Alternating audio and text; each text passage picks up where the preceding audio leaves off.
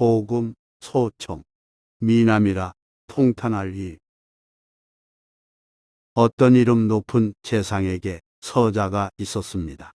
그는 풍채가 좋았고 얼굴이 잘생겼으며 재능도 많았고 무과에 급제하여 첫 벼슬이 유품에 올랐습니다. 하지만 무과 출신의 벼슬아치인 무변은 첩의 몸에서 난 아들이라는 신분 차별로 인해 그 뒤로는 벼슬이 오르지 않으므로 늘 분노한 상태로 개탄하며 지냈습니다. 이놈의 세상은 서자를 철저히 외면하는군. 어느 날 무변은 병조 판서를 만나기 위해 알청에 앉아 기다렸습니다. 알청은 손님을 맞이하는 마루를 가리키는 말입니다. 그때 한 계집종이 서너 살 먹은 아이를 안고 지나갔습니다. 무변은 물끄러미 바라보다가 이내 계집종을 불러 물었습니다. 그 아이는 누구더냐? 계집종은 아이를 껴안은 채 답했습니다. 대감의 귀동자입니다. 그 말에 무변이 의문스러운 표정으로 물었습니다. 내 일찍이 대감께 아드님이 있다는 말을 듣지 못했는데 어찌 이런 사내 아이가 있단 말이냐? 이 아이는 별방에서 나왔답니다. 별방은 첩의 집을 이루는 말이니 아이는 소홀이라는 뜻이었습니다. 이에 무변이 말했습니다. 잠시 내가 한번 안아보고 싶은데 어떠한가? 그러시지요. 계집종이 아이를 조심스레 넘겨주니 무변은 아이 얼굴을 보며 잘생겼다고 칭찬했습니다. 그놈 참 잘생겼구나. 무변은 아이를 껴안고 어루만지며 감탄하다가 갑자기 긴 한숨을 푹 내쉬고는 양손으로 사납게 아이를 뜰에 던져버렸습니다. 너무 놀란 아이는 숨이 막힌 나머지 아무 소리도 내지 못했습니다. 계집종이 깜짝 놀라서 급히 구하는 사이 뜰에 노비들이 몰려와 수군거리며 떠들었습니다.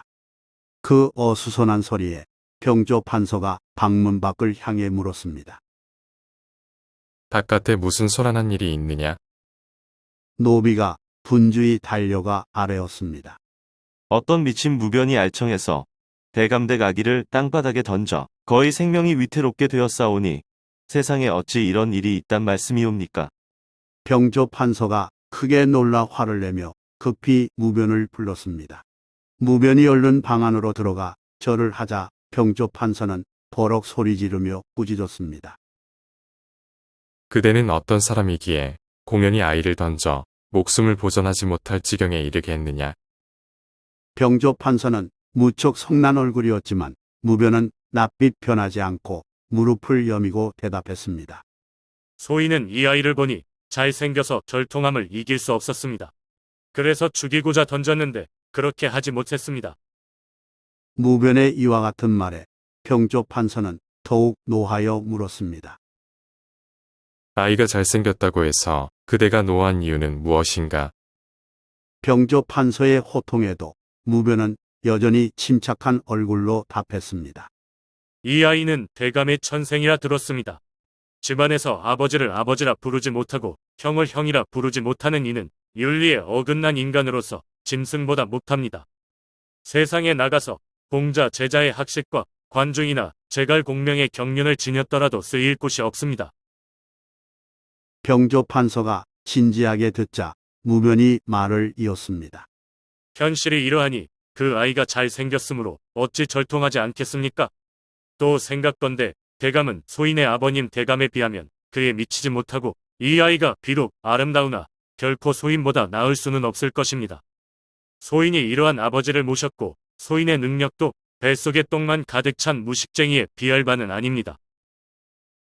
그럼에도 불구하고 묵과에 올라 첫 벼슬을 하고 여러 해가 지났어도 벼슬길이 트이지 않고 불우하기가 이와 같으니 이는 실로 시골 아무 내력이 없는 따위들보다 도리어 못한 존재가 아니겠습니까?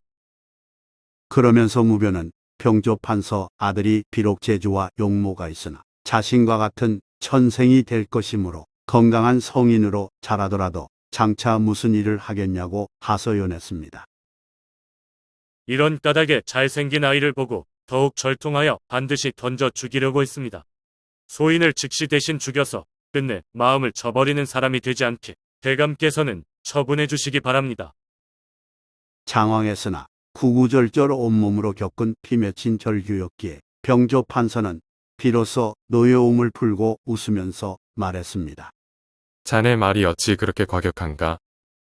그에 대해 무변은 이렇게 말했습니다. 대감께서는 이를 과격하다고 생각하십니까? 소인은 높으신 자리 앞에서 만분의 하나도 다하지 못했습니다. 병조 판서는 무변의 그릇이 녹록지 않음을 파악하고 너그러이 용서해 주었습니다. 그리고 그가 쓸만한 사람임을 힘껏 주장하고 계속 승진하도록 추천했습니다. 덕분에 무변은 벼슬이 대장에 이르렀고 이 이야기를 전해 들은 사람들은 무변에게 능력이 있다는 반응을 보였습니다. 좋아요 및 구독은 영상 제작에 큰 힘이 됩니다.